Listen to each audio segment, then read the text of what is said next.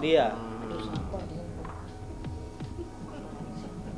Kami ingin menyampaikan kepada rekan-rekan bahwasannya kami telah resmi menjadi kuasa hukum Aib Rudiansyah yang akan membela kepentingan hukum beliau, karena saat ini banyaknya pemberitaan-pemberitaan terhadap beliau yang miring, apalagi saat ini kita lihat banyaknya yang menyerang beliau, sehingga menurut kami selaku kuasa hukum perlu diluruskan agar tidak menjadi opini liar di tengah-tengah masyarakat dan tidak bias di tengah-tengah masyarakat. Aib telah mendapatkan tekanan-tekanan dan menimbulkan ketakutan dari pemberitaan negatif dan sudah dilaporkan oleh tim dari yang bersama dengan Dede dan kawan-kawan, yang tentunya wajib kita bantu, karena tujuan melaporkan, tujuan mengintimidasi dan mencari-cari seperti seorang buron kepada klien kami ini, tujuannya hanya satu, memaksa agar Aib mencabut keterangannya yang telah dibacakan dalam persidangan di bawah sumpah, ya. Dan Aib yakin dan memang itu fakta yang sebenarnya, karena dia bersama-sama dengan Dede. Dan karena itulah kita wajib mempertahankan kebenaran dan keadilan tersebut. Segala usaha-usaha dari pihak tersebut, selain mendatangi orang tuanya, bapaknya Aib dengan tujuan menekan, mengintimidasi, menakut-nakuti untuk memberitahu kemana keberadaan Aib ini, dan kemudian karena bapaknya menolak, mereka terus mencari Aib, menghilangkan. Tentu kalian sudah tahu semua. Setelah memberikan kuasa pada kami, ada gerakan yang lebih maju, yaitu pihak mereka mendatangi RT, dan RT ini mempengaruhi pamannya Aib, dan pada kemarin maghrib bersama pamannya Aib membawa orang tuanya Aib dan sampai ke rumah seseorang yang sudah kami laporkan, lagi dilaporkan oleh kami, dan ya sampai sekarang belum pulang, di mana Aib menjadi stres. Aib berusaha menghubungi, WhatsApp orang tersebut, tapi tidak jawab, dan kelihatannya memancing Aib untuk datang dan akan ditekan. Jadi ini saya tidak mengerti mengapa kondisi-kondisi ini sangat buruk, cara-cara yang sebetulnya merupakan suatu tindak pidana, menekan seseorang. Tujuannya apa sih orang ini? Ya, kepentingannya apa?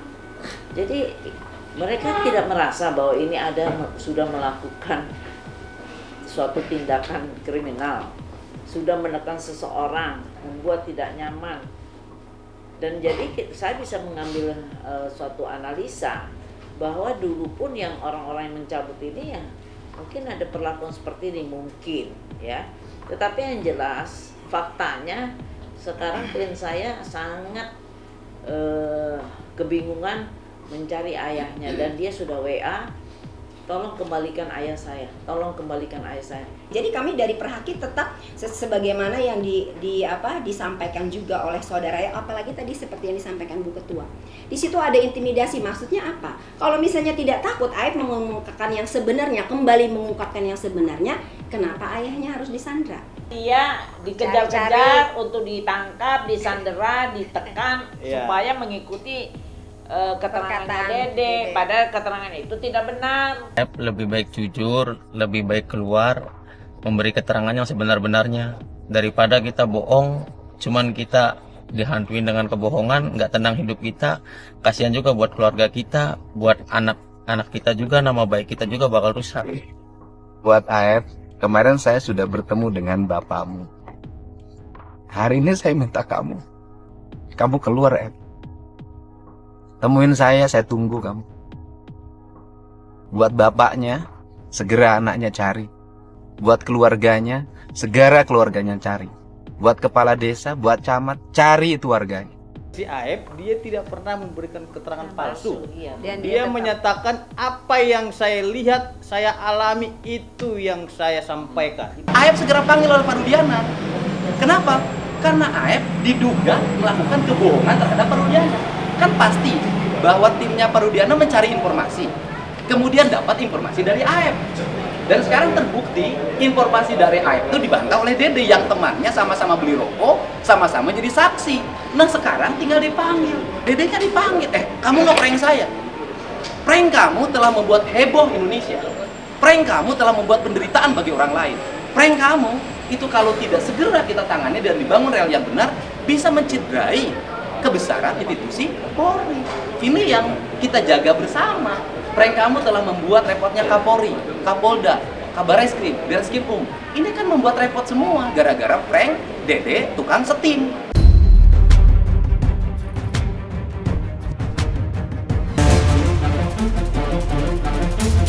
Saya ketika Bang Farhat sampai mengeluarkan air mata mendengarkan betapa sadisnya ya 2016 mendengar cerita Aldi Renaldi bahwa sampai diminumi semuanya, saya melihatnya sama terharu.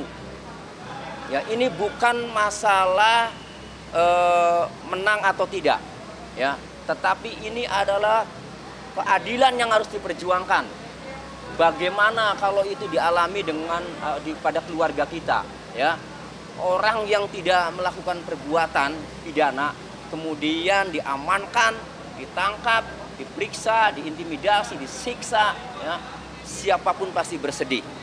Nah, oleh karenanya saya selaku kuasa hukum Peggy Setiawan mendorong, mensupport, ya, upaya-upaya yang dilakukan oleh tim pengacara Saka Tatal ini, ya, termasuk tim pengacara dari 7 terpidana, ya, yang nantinya mungkin akan PK juga. Saya support, saya dorong dengan apa informasi yang saya miliki, saya support, saya dorong agar 8 orang ini bisa mendapatkan keadilan. Itu polisi atau manusia? Kalau manusia, kenapa dia kasih manusia lain minuman air? Nggak ada, bos. Ya, nggak ada. Lu mau binatang apapun, nggak ada binatang yang ngasih anaknya atau ngasih binatang lain minum air. Nggak ada. Sekalipun nggak pernah ngasih air lain untuk minum air. Hanya manusia. Dan manusianya itu manusia tertentu, yaitu polisi. Kenapa saya ngomong seperti ini? Ini pengakuan Saka Tatal loh di media loh. Bahkan ya, Anda tahu yang namanya Uya di TV dia bilang itu polisi. Saya sih bukan masalah haru ya. Saya tuh ngenes. Apa sih dulu saya ini banget berusaha lakukan apapun buat Saka, tapi kondisinya kan tidak mendukung. Sekarang berbeda banget gitu. Tapi sedihnya kan, aduh anak itu kok duduk lagi di situ, saya nggak bisa nahan. Jadi yang termemori itu ya apa sih yang terjadi dulu itu yang kebayang sama saya tuh, saya ingat banget karena saya tuh kalau memori suatu peristiwa tuh lama hilangnya gitu. Jadi apalagi yang kena banget di hati saya, gerak tubuh anak itu gimana, ketakutan itu kebayang semua di sayanya tuh ketika Saka duduk di kursi itu. Jadi buat Bang Farhat, Bang Krisna, Ibu Titin sama dan Kang Dedi, Saka tuh berterima kasih banget sudah membantu Saka dan keluarga Saka dengan tulus ikhlas. Padahal Saka ini tidak pernah meminta Saka ini tidak pernah mengasih apapun ataupun menjanjikan sesuatu. Saka ini benar-benar tidak menyangka ada orang yang baik dan tulus mau membantu Saka dan keluarga Saka.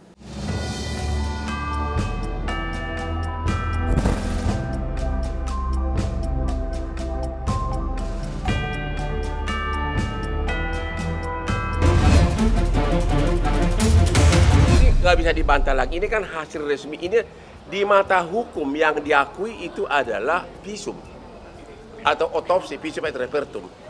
Disebutkan di sini meninggalnya karena beda tumpul, patah tulang di mana-mana yang benar-benar bukan ciri khas orang kecelakaan lalu lintas. Mana ada kecelakaan serusak ini tulangnya bersih habis, nggak ada sama sekali kegores aspal dan sebagainya. Kira-kira itu pertanyaannya. Sebelum kebetulan di sini ada Pak Rudiana. Saya adalah orang tua daripada korban, yang mana saya punya kewajiban untuk menjaga hak hidup daripada anak saya. Ya. Dan ketika terjadi hal seperti itu, anak saya meninggal dengan keadaan yang memang perlu mungkin saya ambil langkah-langkah untuk mencari penyebab daripada meninggalnya, karena luka-lukanya yang saya lihat seperti ada hal-hal atau mungkin perbuatan-perbuatan lain, sehingga hati saya terketuk sebagai orang tua untuk mencari penyebabnya. Ya.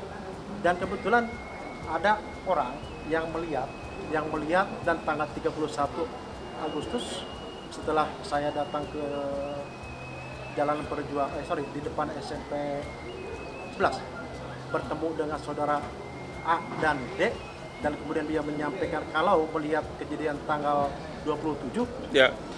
Saat itu sebagai orang tua saya punya keinginan untuk lebih mencari tahu. Dede mengatakan di podcastnya si Dedi, katanya Dede itu berbohong, katanya dia berbohong karena bapak suruh.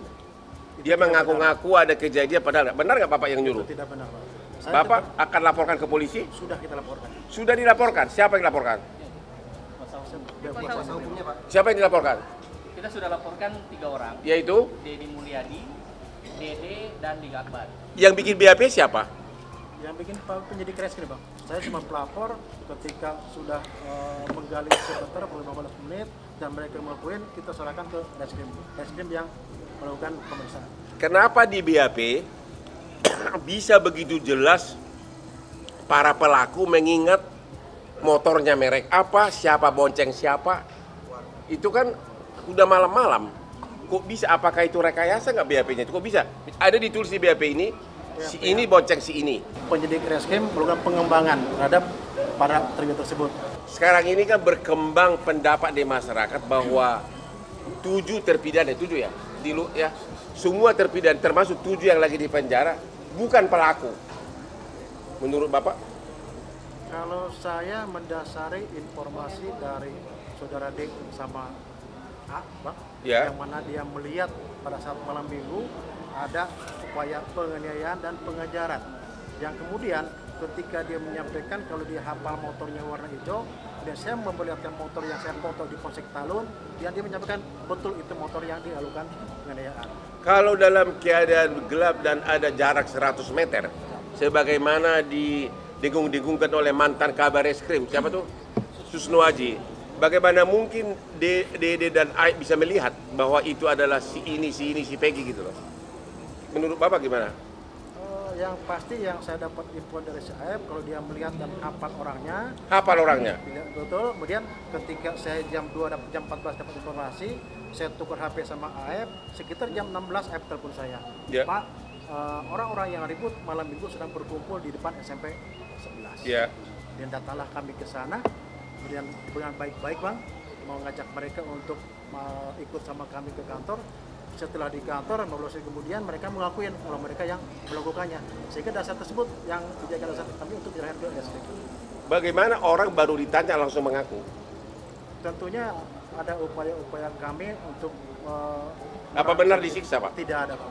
Karena itu katanya disiksa, digoreng atau di apa? Saya menyerahkan ke reskrim, posisi masih itu dan kami foto, Bang. Ada dokumentasinya. Bukan, para pelakunya ini loh. Para pelaku benar disiksa makanya mau ngaku? Tidak ada.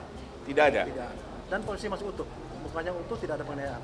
Kenapa Bapak menghilang lama? Waktu sesudah kita dikasih surat kuasa, minggu kedua saya posting di Instagram, halo Pak Rudiana, kapan kita bertemu biar kita berdiskusi, karena kita kan mewakili keluarga yang sama-sama berduka.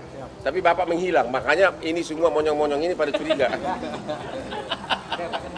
Itu kenapa Pak? Mungkin tidak menghilang, Pak, ya. Di Instagram saya ada jutaan orang menuduh Bapak nih. Siap. Karena memang setelah ini ramai, karena saya jujur sebagai polisi aktif. Takut Bapak kehilangan jabatan apa? Yang mana tidak, Bang. Yang mana harus taat, dan memang saya harus taat Pak, aturan gitu aja.